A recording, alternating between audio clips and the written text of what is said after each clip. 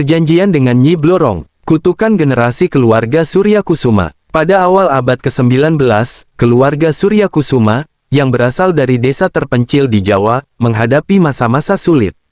Kepala keluarga, Arya Surya Kusuma, adalah seorang pria ambisius yang tidak tahan melihat kemiskinan melanda keluarganya. Tanah pertanian mereka kering, panen gagal, dan harta keluarga habis untuk melunasi hutang. Dalam keputusasaan, Raden Arya memutuskan untuk mencari cara agar keluarganya bisa kembali berjaya. Ia mendengar tentang legenda Nyi Blorong, siluman ular yang bisa memberikan kekayaan tak terbatas kepada siapapun yang berani membuat perjanjian dengannya. Dengan keberanian yang didorong oleh putus asa, Arya mencari tempat keramat di tepi pantai selatan, tempat konon Nyi Blorong sering menampakkan diri. Pada malam bulan purnama, Arya melaksanakan ritual pemanggilan yang diajarkan oleh seorang dukun sakti. Ia membawa sesajen berupa kembang 7 rupa, dupa, dan minyak wangi yang menyengat. Arya mengucapkan mantra-mantra dengan penuh keyakinan, memohon agar Nyi Blorong muncul dan mendengarkan permohonannya. Tak lama kemudian, udara menjadi dingin dan angin bertiup kencang. Dari dalam laut, muncul sosok wanita cantik dengan tubuh setengah ular, Nyi Blorong. Matanya berkilau tajam, senyumannya mengandung keangkuhan dan misteri. Arya gemetar, tetapi ia tetap berdiri tegar di hadapan sang siluman. Arya Surya Kusuma, suara Nyi Blorong terdengar lembut namun penuh kekuatan, apa yang kau inginkan dari diriku? Arya menjelaskan keinginannya untuk memperoleh kekayaan yang melimpah agar bisa menyelamatkan keluarganya dari kemiskinan. Nyi Blorong mendengarkan dengan seksama, lalu menawarkan perjanjian yang menggiurkan. Aku akan memberikan kekayaan yang tak terbatas kepada keluargamu, kata Nyi Blorong, tetapi ada harga yang harus kau bayar. Setiap generasi, anak tertua keluargamu harus menyerahkan jiwanya padaku. Jika kau setuju, maka kekayaan itu akan menjadi milikmu. Arya terdiam sejenak, memikirkan konsekuensi dari perjanjian tersebut. Namun, keputusasaan mengalahkan rasa takutnya. Ia mengangguk, menyetujui perjanjian dengan darahnya sendiri. Nyi Blorong tersenyum puas, lalu menghilang ke dalam laut, meninggalkan Raden Arya dengan perasaan campur aduk.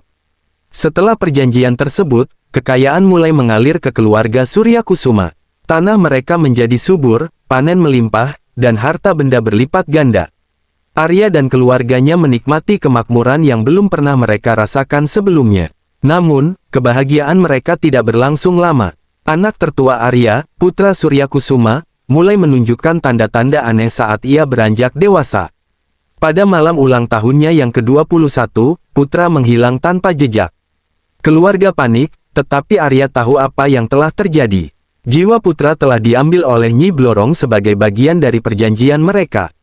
Ketika kekayaan keluarga terus bertambah, anak-anak Surya Kusuma hidup dalam kemewahan. Namun, bayang-bayang perjanjian gelap tetap menghantui mereka. Setiap generasi, anak tertua selalu menghilang pada malam ulang tahunnya yang ke-21. Rasa takut dan duka menjadi bagian tak terpisahkan dari kehidupan mereka. Putu Surya Kusuma, anak tertua dari generasi kedua, adalah korban berikutnya. Pada malam ulang tahunnya yang ke-21, Putu juga menghilang. Keluarga meratap, tetapi tidak ada yang bisa mereka lakukan untuk menghentikan kutukan itu. Di generasi ketiga, keluarga Surya Kusuma sudah terbiasa dengan kutukan tersebut. Mereka menganggapnya sebagai harga yang harus dibayar untuk kekayaan yang mereka miliki. Namun, hati mereka tetap diliputi rasa takut setiap kali anak tertua mendekati usia 21 tahun. Datuk Surya Kusuma, anak tertua dari generasi ketiga, juga tidak luput dari kutukan. Pada malam ulang tahunnya yang ke-21, ia menghilang seperti para pendahulunya. Keluarga kembali berduka, tetapi kekayaan mereka tetap terjaga. Kini, di generasi keempat, keturunan Surya Kusuma menyadari bahwa jika mereka tidak melakukan sesuatu, anak tertua mereka juga akan mengalami nasib yang sama. Mereka mencari bantuan seorang paranormal untuk memutus kutukan tersebut. Mereka tahu bahwa perjuangan melawan Nyi Blorong tidak akan mudah, tetapi mereka siap untuk mengakhiri perjanjian gelap yang telah menghantui keluarga mereka selama berabad-abad. Gurindam Surya Kusuma, anak tertua dari generasi saat ini, merasa dunia runtuh saat tahu perjanjian itu. Dia berusia 20 tahun, dan dalam 1 tahun lagi, dia akan mencapai usia di mana kutukan itu akan memakan korbannya. Rasa takut dan putus asa mulai menyelimuti hati putra, sementara anggota keluarga lainnya mencoba untuk memahami dan menerima kenyataan mengerikan ini. Gusdian, ayah Gurindam, marah kepada leluhurnya yang membuat perjanjian dengan Nyi Blorong dan bersalah karena tidak mampu melindungi anaknya dari nasib yang mengerikan. Aku tidak akan membiarkan ini terjadi pada putra, kata Gusdian dengan tegas. Kita harus menemukan cara untuk memutus kutukan ini. Aku tidak peduli berapa harga yang harus kita bayar. Luciana, ibu Gurindam juga sangat bersedih. Air mata terus mengalir di wajahnya saat dia memeluk anaknya dengan erat. Dia tidak bisa membayangkan kehilangan anak tertuanya untuk sesuatu yang begitu mengerikan. Apa yang bisa kita lakukan? Tangisnya, aku tidak bisa kehilangan putra. Dia adalah segalanya bagiku. Gurindam sendiri merasa campuran antara ketakutan, kemarahan, dan ketidakberdayaan. Dia selalu menganggap dirinya sebagai penerus keluarga yang kuat, tetapi kini dia merasa lemah dan terancam. Gurindam mulai merenungkan masa depannya yang suram, tetapi di dalam hatinya, dia bertekad untuk melawan.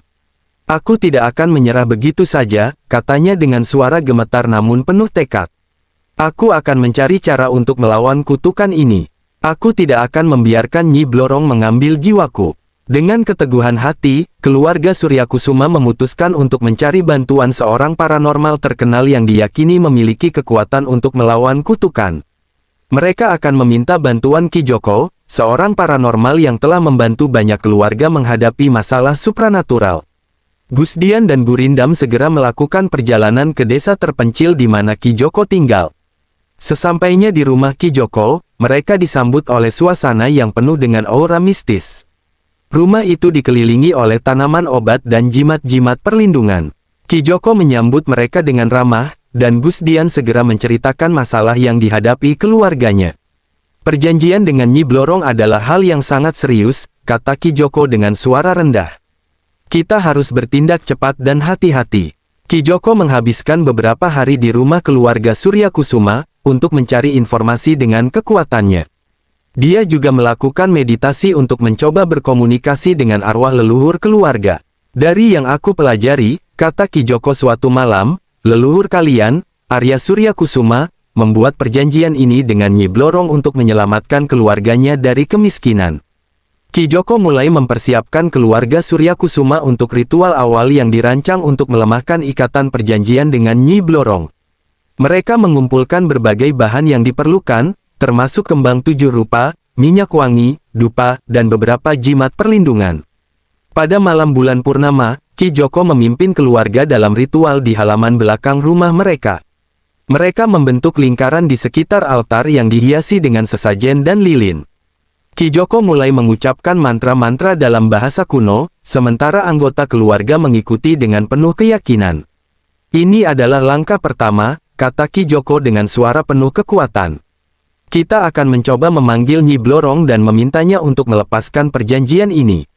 Tetapi, kalian harus siap menghadapi segala kemungkinan. Saat Ki Joko melanjutkan mantranya, udara di sekitar mereka mulai berubah. Angin kencang tiba-tiba bertiup, dan lilin-lilin bergetar hebat. Dari dalam kegelapan, muncul suara mendesis yang mengerikan, tanda bahwa Nyi Blorong merespons panggilan mereka. Nyi Blorong muncul di tengah lingkaran, sosoknya mengerikan dengan mata yang berkilauan penuh kemarahan. Siapa yang berani memanggilku? Suaranya menggema, penuh dengan ancaman. Ki Joko berdiri tegak, menghadapi Nyi Blorong dengan tenang. Kami meminta agar perjanjian ini dibatalkan. Keluarga Suryakusuma telah cukup menderita. Nyi Blorong tertawa dengan suara yang menakutkan. Kalian berpikir bisa memutus perjanjian ini begitu saja. Kekuatan kalian tidak sebanding dengan milikku. Dengan itu, Nyi Blorong mulai menyerang dengan kekuatan gaibnya. Keluarga Suryakusuma merasakan ketakutan, tetapi mereka tetap berdiri bersama, dipimpin oleh Ki Joko yang terus mengucapkan mantra-mantra pelindung. Pertarungan antara keluarga Suryakusuma, Ki Joko, dan Nyi Blorong berlangsung sengit. Namun mereka kalah, dan Ki Joko meninggal di tempat. Nyi Blorong pergi dengan tertawa dan menanti usia Gurindam tepat 21 tahun. Dan tepat pada waktunya, saat Gurindam berusia 21 tahun, ia pun menghilang secara misterius.